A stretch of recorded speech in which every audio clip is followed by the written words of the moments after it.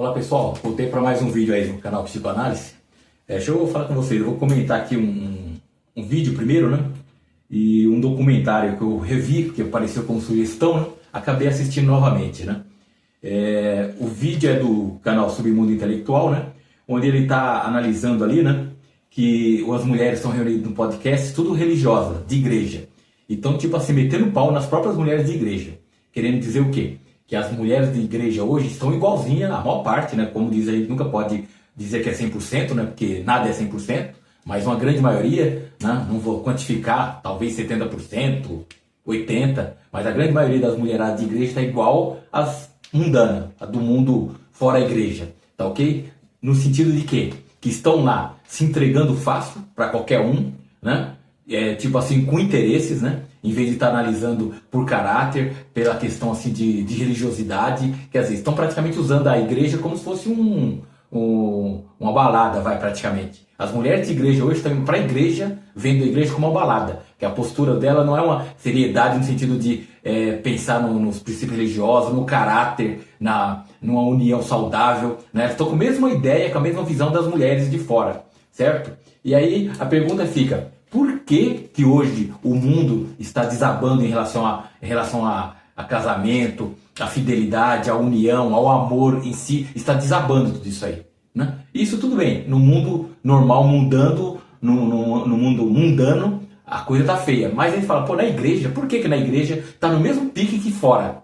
Não é estranho? Ali devia ser um reduto onde estariam protegidos, né? Até pela áurea divina, religiosa, mas não está no mesmo pique. Por quê? Isso ninguém diz por que está na mesma situação, certo? É isso que eu quero trazer aqui, que seria o acréscimo do que eu posso falar nesse assunto, né? Todo mundo está comentando que muitas mulheres da vida mundana vai para a igreja depois para zerar a quilometragem, se limpar e achar um menino bom, um rapaz decente da igreja, né? Porque no mundo real ninguém mais quer ela e quem ela quer não quer. Tá? Então, vamos dizer assim, seria como fala um cemitério de elefante as igrejas agora, certo? Vai lá para os últimos suspiros, né? Para tentar se arrumar. Agora a questão fica aí, por que hoje o mundo religioso está no mesmo levado do que o mundo não religioso? O mundo ali, vamos dizer, profano, o mundo ali, vamos dizer, perdido, na perdição, né? E aí esse documentário vem a calhar. Esse documentário, traduzido para o português, né? Fica O Século do Ego. Olha, é um documentário já um bocado antiguinho, hein? E aí, eu até recomendo que vocês assistam, né? O Século do Ego, né? Porque ele fala da situação seguinte: como foi que a psicanálise foi usada pelo capitalismo lá atrás, por volta de 1920. Essa é a grande jogada que eu estou sempre falando para vocês. Porque o mundo hoje está funcionando não por acaso, assim, as coisas estão acontecendo, tal, não, tem um planejamento por trás. E esse documentário mostra muito isso. Ele mostra que na época lá, por volta, como eu disse, 1920, né, um sobrinho de Freud, né, ele estudou psicanálise. E aí o que ele fez? Ele começou a usar todos os princípios que tinham na psicanálise para poder, vamos dizer assim, usar no mundo de marketing, no mundo capitalista, né, no mundo de dinheiro, de finanças, e não na visão terapêutica que Freud queria destinar. Tá? O nome do rapaz é Eduardo Bernays, né, mais ou menos isso, Eduardo Bernays. Ele era sobrinho de Freud. Então o que ele fez? Ele estudou bem a psicanálise e começou a aplicar no mundo dos negócios. Inclusive ele criou a profissão da área nova na época lá, que seria o de relações públicas, que não existia, né? E aí o que aconteceu? Ele começou a usar os princípios da psicanálise, deu sucesso em uma parte, depois teve problemas, vamos dizer assim, de cunho, vamos dizer assim, com a democracia, né? Depois dele entrou Ana Freud também, que tá mesma pegada, foi usar a psicanálise assim no mundo, vamos dizer, ser capitalista, né? Então, resumindo, para fechar, a psicanálise foi usada desde 1920 pelo capitalismo para poder entender o ser humano e para poder explorar ele, mas na virtude de quê? De produzir vendas e lucros. Então, resumindo, capitalismo e psicanálise estão assim, ó. Quer dizer, o capitalismo foi esperto e ele pegou a psicanálise, que hoje ainda muita gente duvida do valor, do poder da psicanálise, para poder explorar e para poder fomentar os seus negócios, certo? E deu bem certo, certo? Deu bem certo.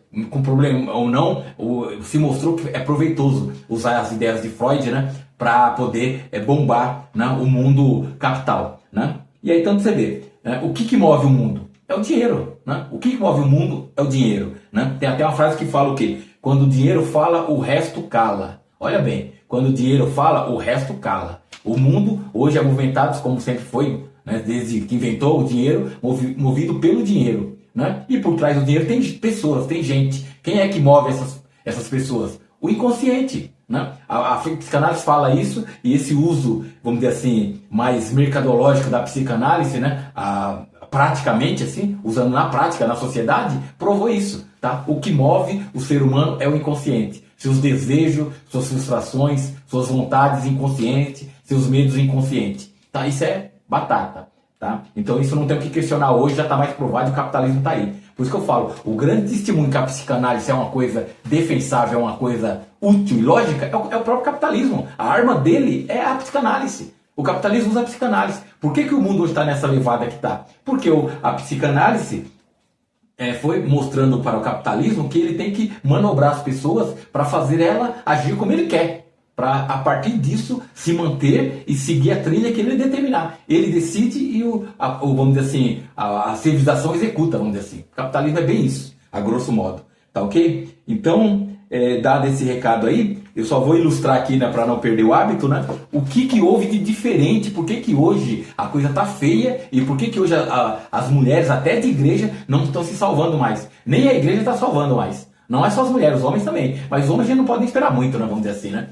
Porque o homem já teve um padrão assim de moral e ao mesmo tempo de cafajistice, né? O homem sempre teve esses dois padrões. A mulher não. A mulher era bem mais moralista, bem mais, vamos assim, uma educação mais voltada à família, aos valores, né, sociais, familiar, religiosos. Uma minoria, né, talvez 10%, 90% nessa levada, né, vamos dizer assim, da educação conservadora anterior, né? E o homem, talvez, não vou dizer o tanto, mas tinha um pouco mais de homem, assim, vamos dizer, safado, canalha. Mas hoje não, hoje a mulher está igual ou pior que o homem. E por que chegou nesse nível? Né? Por quê? Porque o capitalismo ele resolveu explorar ao máximo o narcisismo. Né? A válvula agora de abertura para poder sugar até o máximo do ser humano é o narcisismo. É o que eu tenho falado para vocês aqui, que está acompanhando meu canal desde o começo. Entenda o narcisismo, que vocês vão entender o mundo e vai entender como é que o capitalismo age. O capitalismo age, a ferramenta maior dele é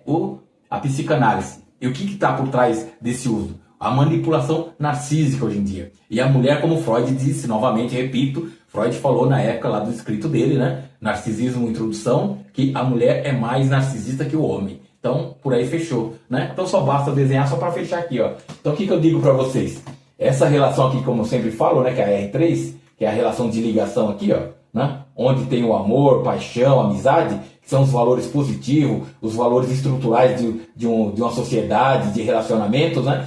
A pessoa tem que estar nessa posição aqui. Aqui é onde reina o amor, a empatia, a consideração pelo outro, a ligação com o outro. Né? O que o capitalismo fez? O homem já tinha uma tradição aqui na R4, por causa da própria posição de homem. Ele tinha uma posição na R4, a mulher não. A mulher era muito mais aqui.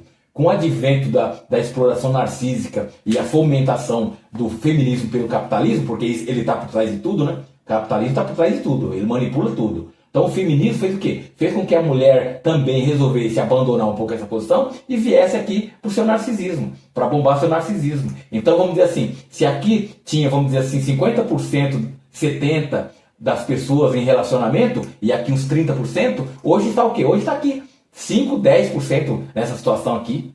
Se ser otimista, talvez 15%. Investindo libido, investindo energia, ocupando essa posição, vamos dizer, de tempo, né? 15% do tempo nessa posição aqui. O resto, tá todo mundo aqui, ó, bombando o narcisismo na R4.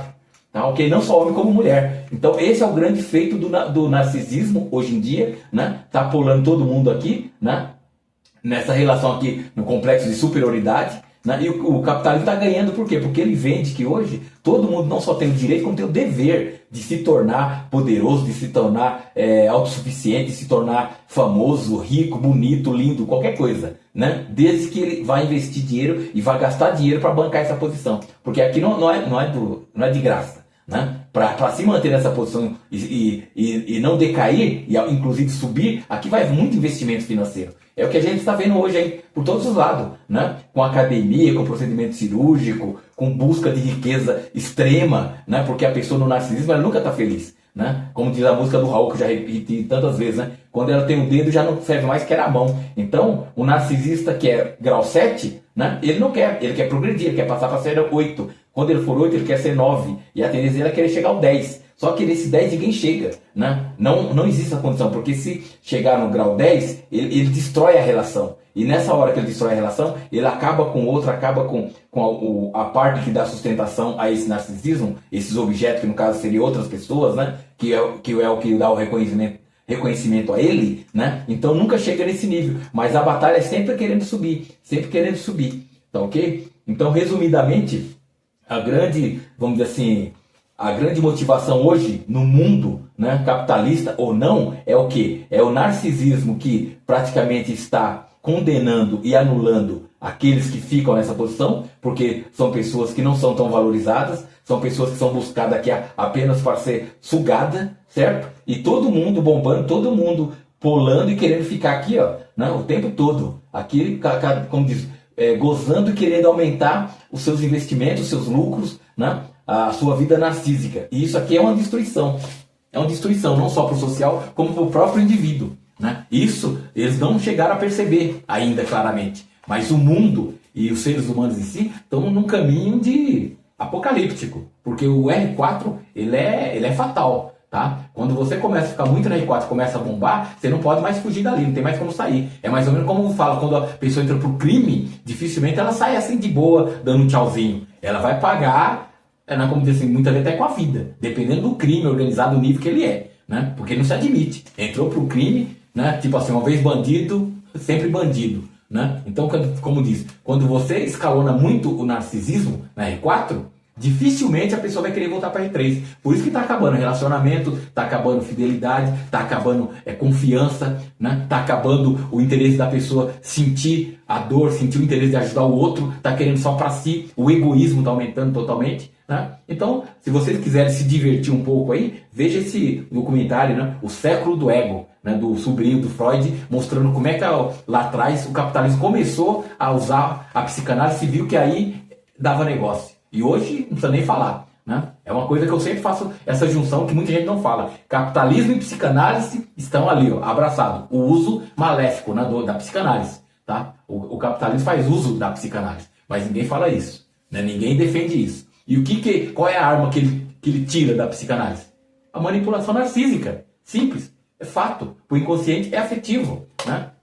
E o narcisismo é que comanda o inconsciente, tá ok? Então, era esse o recado aí, né? Qualquer coisa aí, eu peço que vocês dêem um joinha no vídeo para me ajudar a desenvolver, né? Manter o canal, né? Se inscrevam aí, né? E valeu por quem viu o vídeo até o final aí.